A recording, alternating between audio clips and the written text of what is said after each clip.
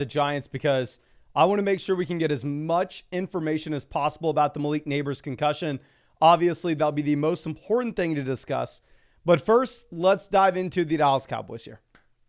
So we had Dak as a sell-high candidate coming into this game, just looking at what you had with Baltimore last week, where Baltimore, yes, he had over 300 passing yards. Yes, he had the rushing touchdown.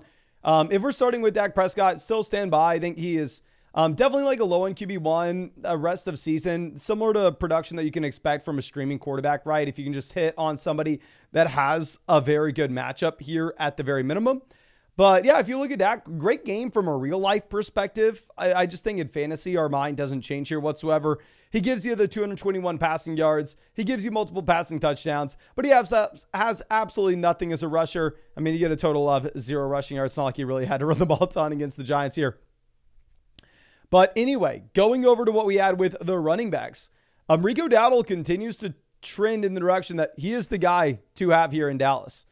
Now, it also stays as a spot where, I don't know, does it really matter? None of the Dallas Cowboys running backs have been viable all year now.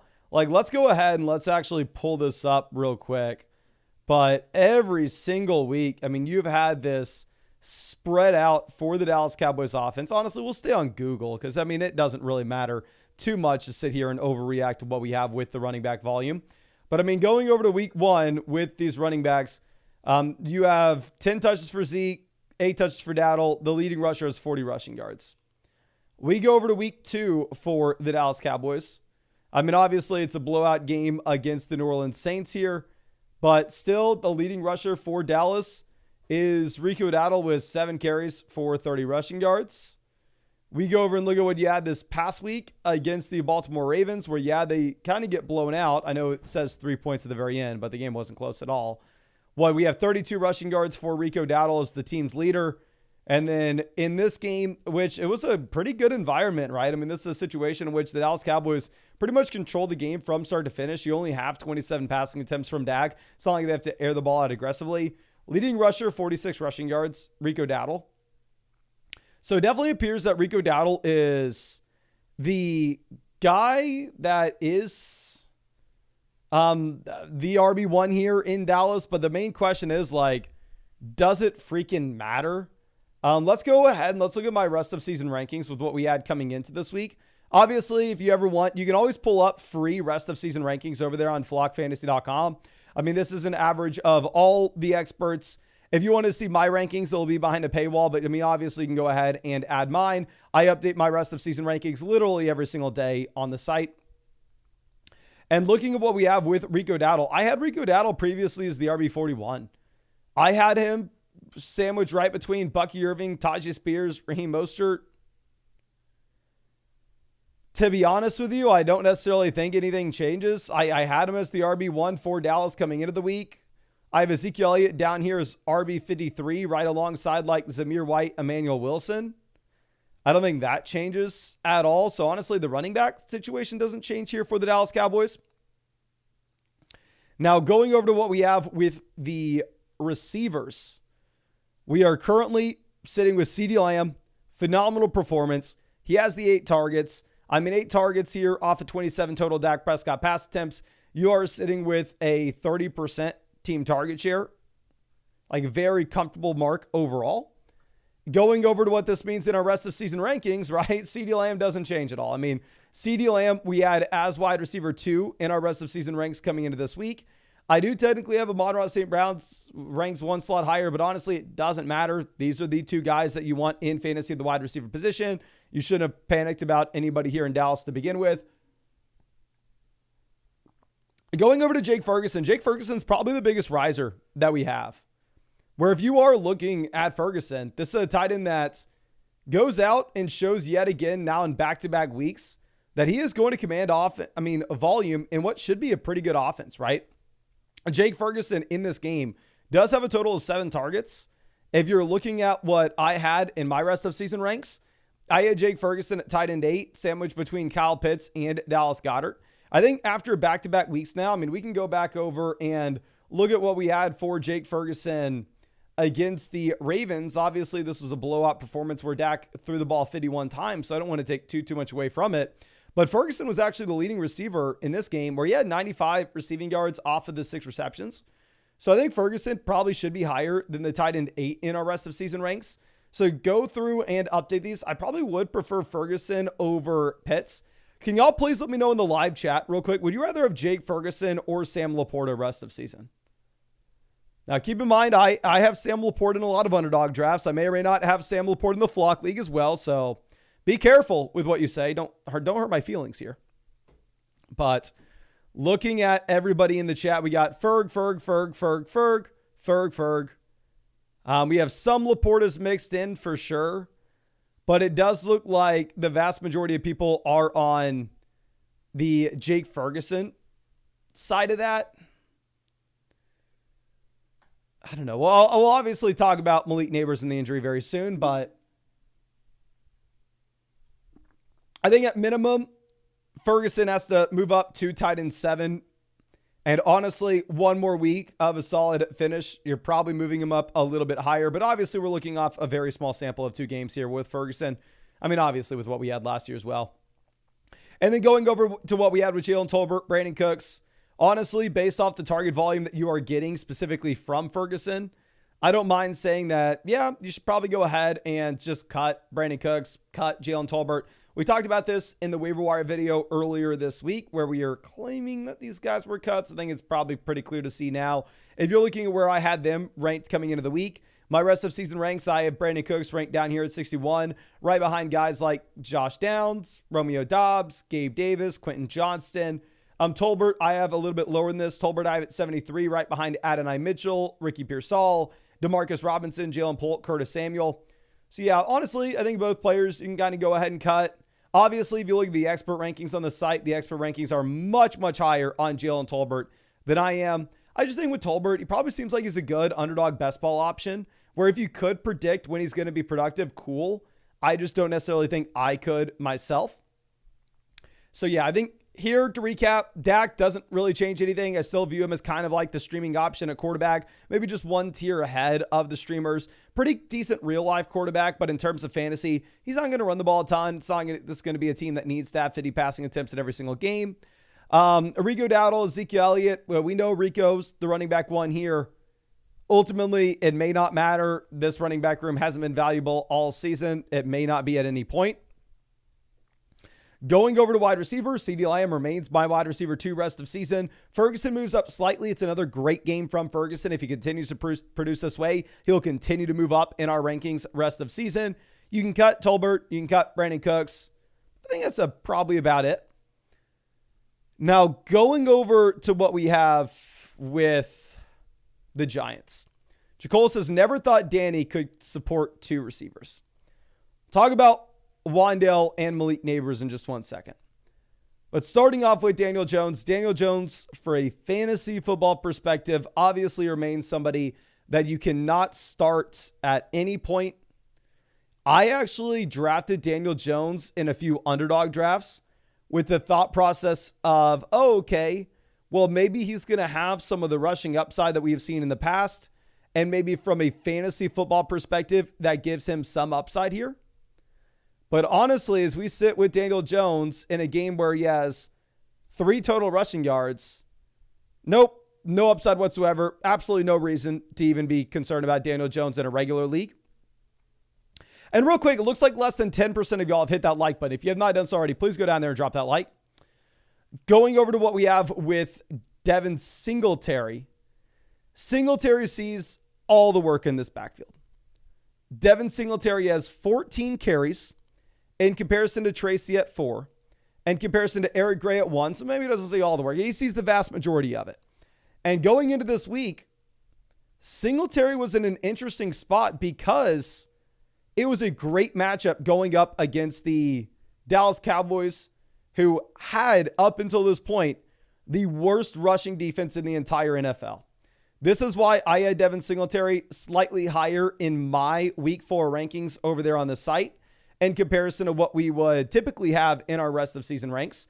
Because of the strong matchup, I had Devin Singletary up at RB26 and our rankings on the site, looking at those are week 4. Going over to rest of season, however, I actually had Devin Singletary down here at RB29. I think that Singletary probably stays in this range. I mean, he's the same exact guy that we knew he was. Where if you are looking at Singletary, he's going to have all the work in a very bad offense.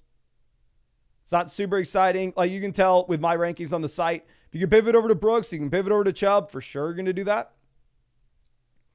And yeah, we'll reiterate what we said 1,000 times here as well with Singletary is if Barkley couldn't be productive in this offense, how the hell are you expecting Devin Singletary to be? Now, going over to what we have, say, with the wide receivers here. Malik Nabers continues to absolutely crush. 15 targets.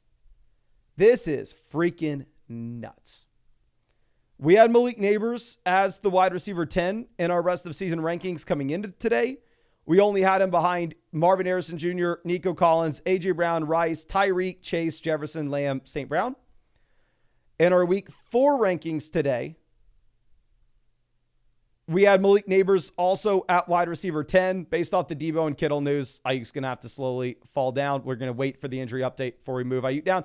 But regardless, Malik Nabers has been that top 10 receiver both rest of season and weekly. Now, thinking about where we're ranking this man going into the future, this is where things get tough.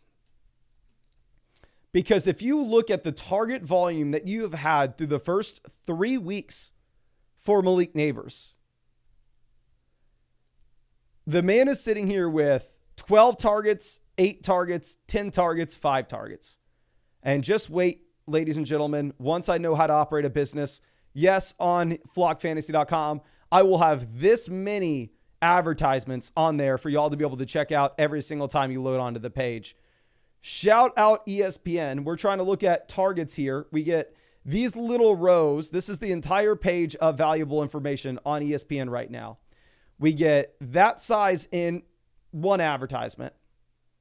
Then we get about 60 times of that down there as well. But regardless, you are looking at a total of 52 targets through the first 4 weeks that you have had for Malik Nabers.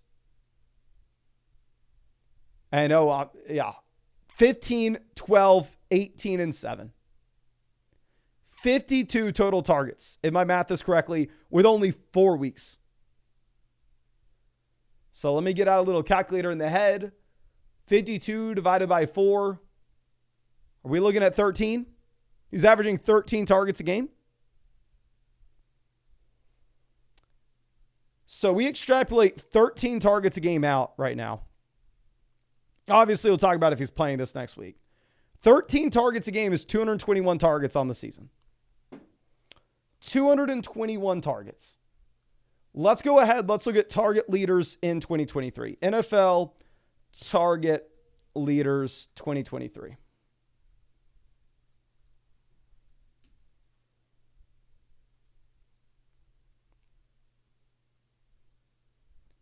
You had CeeDee Lamb sitting with the total of 181 targets.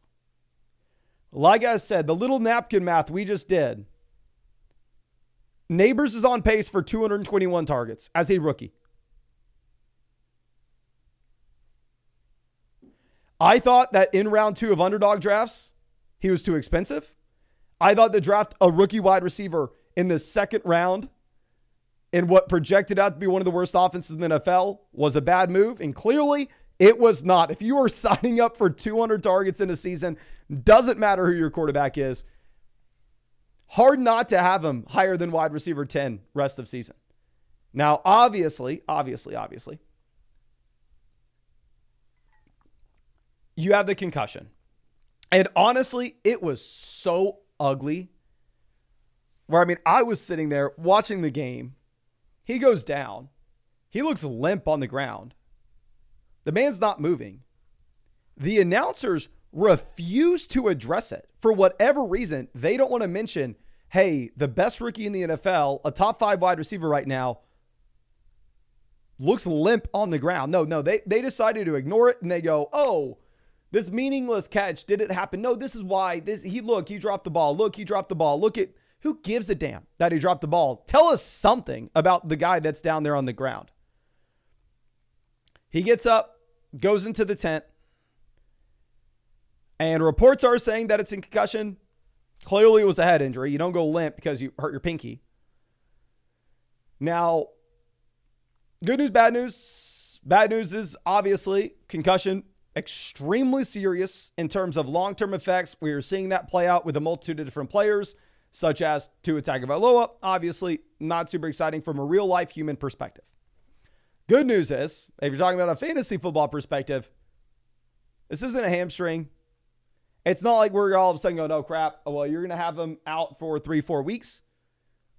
The most likely scenario is, hell, he has 10 days until the next game. This is the Thursday night game. There's a chance he's out there next week. If he's not out there next week, there's a chance he's out there 2 weeks from now.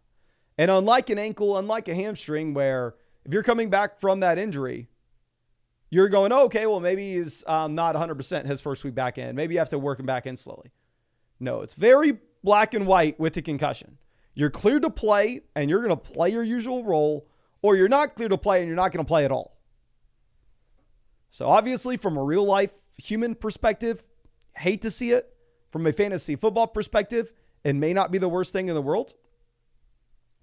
Now, going over to Wan'Dale Robinson. And yes, Wan'Dale, I understand, looked great.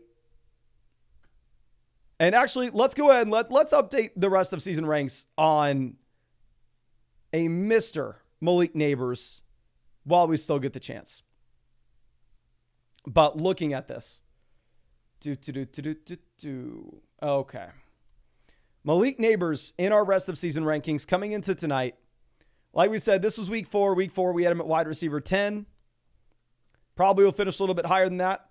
Rest of season, we had him at a wide receiver 10. In terms of where we are putting him now,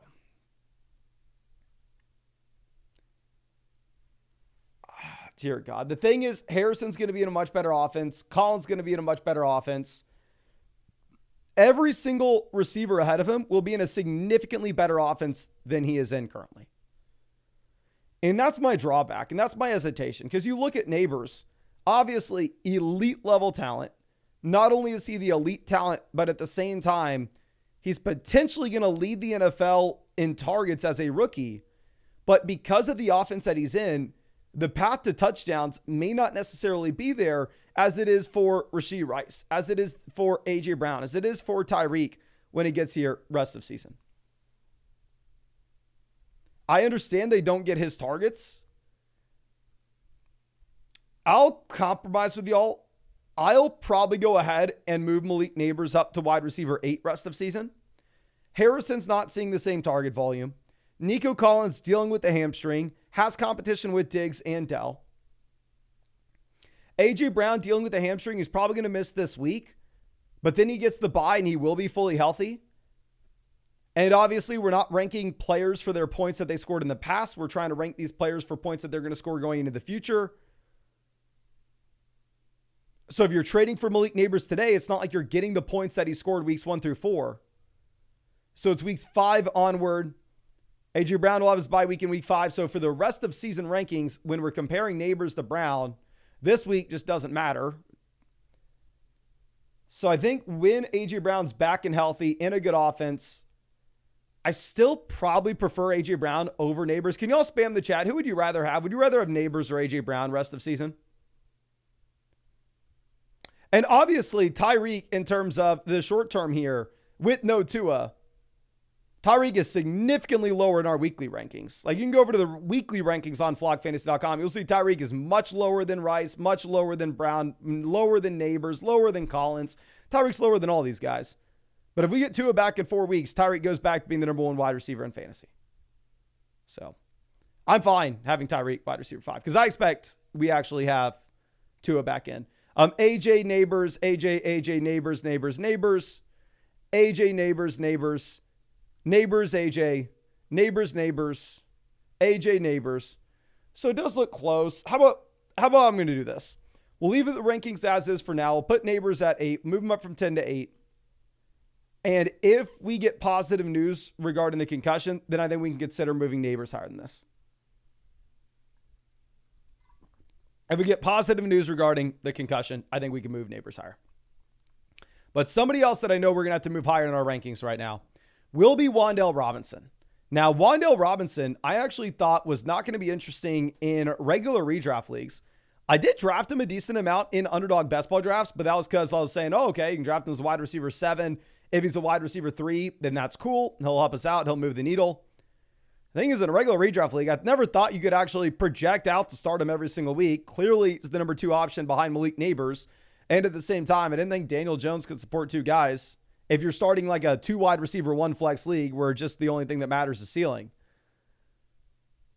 But if we're looking at what we have with Wan'Dale coming off of a week with 14 targets in a full PBR format, giving you the straight up cheat code game where you get the grossest 18 points you could ever imagine. And what sucks is I have him in all the underdog drafts, which is half PPR, which half PPR, you get 12.5 points. Like, who cares, you know? But anyway, for a full PPR format, I think that Wan'Dale, based on this target volume, and this isn't the first time that we've seen it this season, probably does have to move up. I don't even know where we have him in our rankings right now. Let me just hit Control F. So previously we had Wan'Dale Robinson down here at wide receiver 75.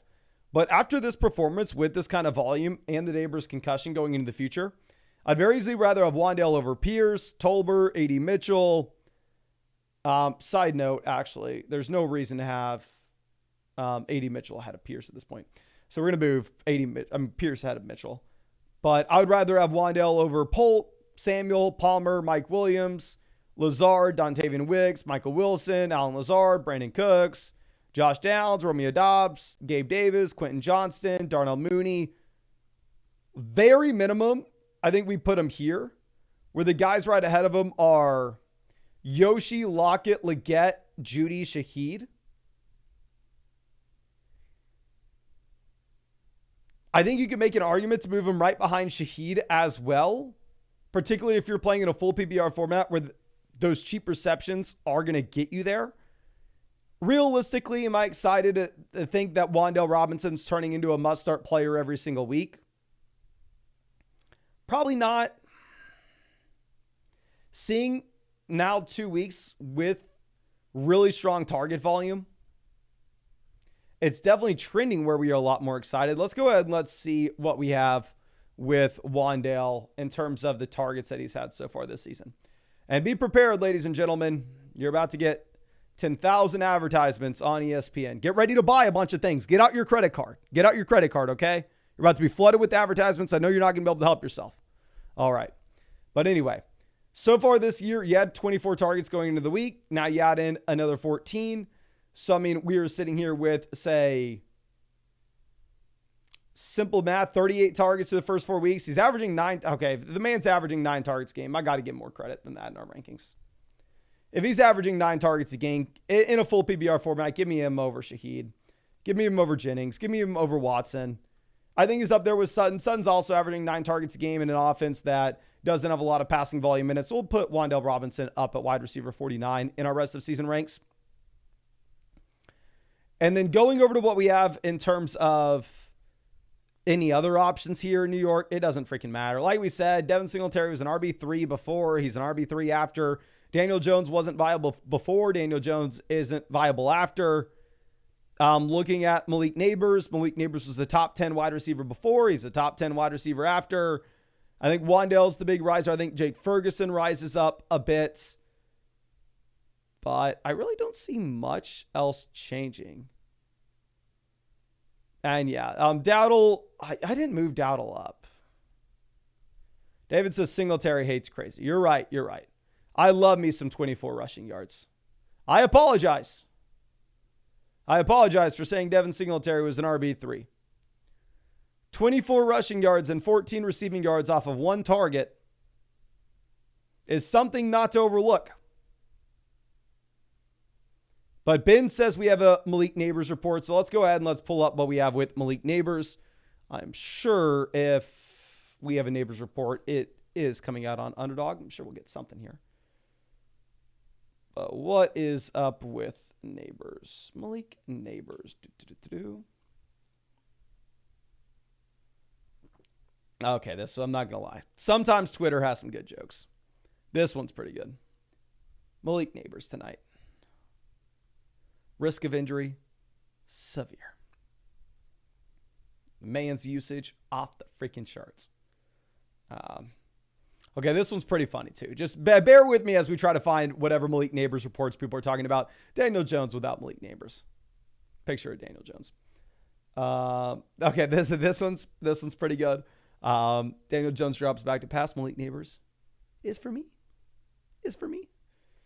Okay, let's move this over. Can we find a realistic report with Nabers, or are we being trolled in the chat and there is no Malik Nabers report? I don't see anything from the Underdog Twitter. Do we have anything from Ian Rappaport?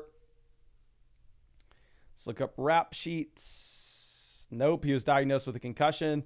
Ian Rappaport, 168,000 tweets. Dear God. Let's go over to Shefty, see if we have anything from Shefty.